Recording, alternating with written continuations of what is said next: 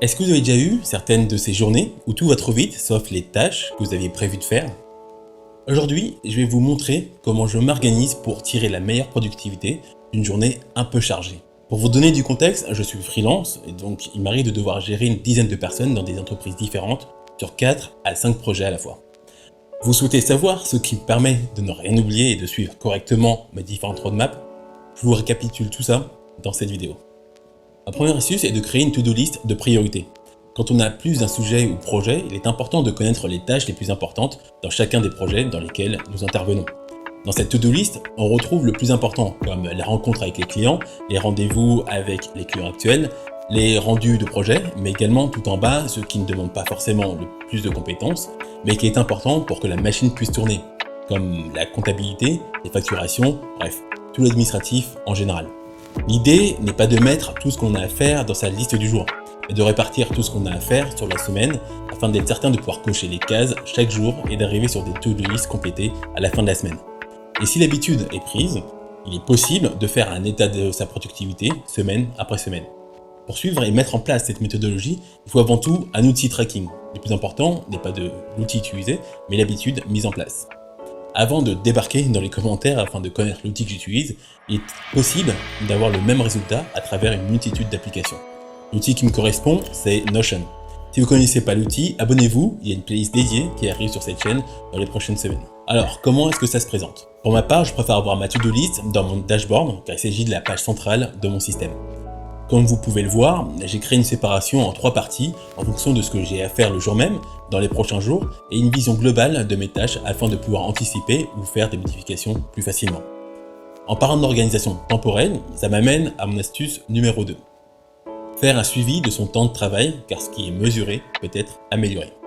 Si vous êtes comme moi, nous avons souvent des journées où on se demande où notre temps est passé, et cette impression d'avoir été super productif alors qu'on n'a fait que la moitié de notre to-do list. Mais si on est indépendant et qu'on n'est pas forcément payé à l'heure, c'est important de savoir ce qui nous prend le plus de temps, soit parce qu'on n'est pas très rapide sur certaines tâches, soit parce qu'une tâche nous a pris beaucoup plus de temps qu'anticipé.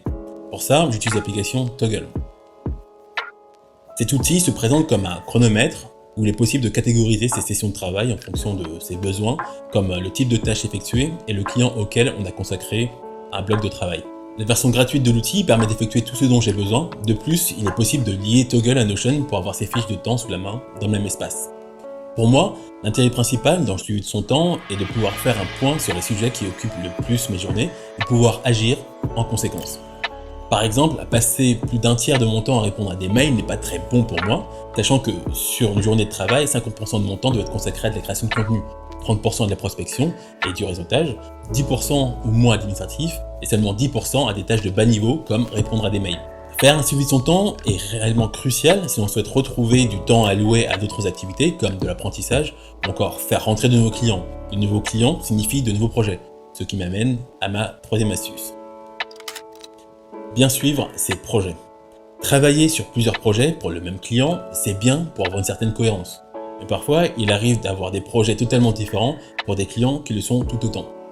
Lorsque je conduis des projets, mes clients attendent de moi que j'ai toutes les informations en main afin de pouvoir leur dire à quelle étape le projet se trouve et quand il sera livré. Encore une fois, mon outil de prédilection pour ça, c'est Notion. Il est rare maintenant que je travaille totalement seul sur mes projets clients. C'est pour ça que j'ai créé des espaces pour chacun des clients avec lesquels je collabore afin de pouvoir proposer un hub central où se trouve l'ensemble des procédures, suivi de projet, assets reçus et des to-do de chacun. Si vous ne l'avez pas encore saisi, j'adore Notion pour rester productif. Cependant, il ne s'agit pas tant d'utiliser Notion que de créer des process qui permettent de suivre la multitude de tâches et de projets qu'on a à gérer seul ou en équipe. Dans cette vidéo, j'essaie de vous partager de manière simple et concrète 3 astuces piliers pour moi afin de garder une productivité satisfaisante. Si l'outil Notion vous intéresse, n'oubliez pas de vous abonner pour ne pas rater les vidéos à son sujet.